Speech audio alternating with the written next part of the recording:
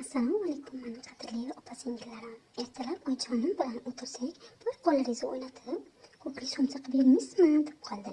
Bo'lar dedim-da, mana bismillah deb ishlarimni boshlab oldim. Ismaloq, kashnich, ukrop, chesnoklarimni chiroyli qilib to'g'rab, kartoshka piyozlarimni yuvib artib oldim. Va chiroyli qilib to'g'rab oldim. Buni ko'rgan xalatinlikdek go'sht, "Voy, meni ham ishlatmaysizmi?" dedi. "Kela qol, seni ham ishlata qolaman" dedi. Oldimda uni ham to'g'rab turib, ko'k somsamni yoniga kartoshka go'shtli somsa ham qo'shib yubordim. Oldindan tayyorlab qo'ygan xamirimni oldim-da, kesib, yoyib, chiroyli qilib somsalarimni tugib oldim. Va gaz pechimga 200 gradusga 45 minutga jo'natib yubordim. 45 minutda somsalarim judayam chiroyli bo'lgunchaday bo'lib chiqdi. Bu somsalarni karsirlashni aytmaysizmi?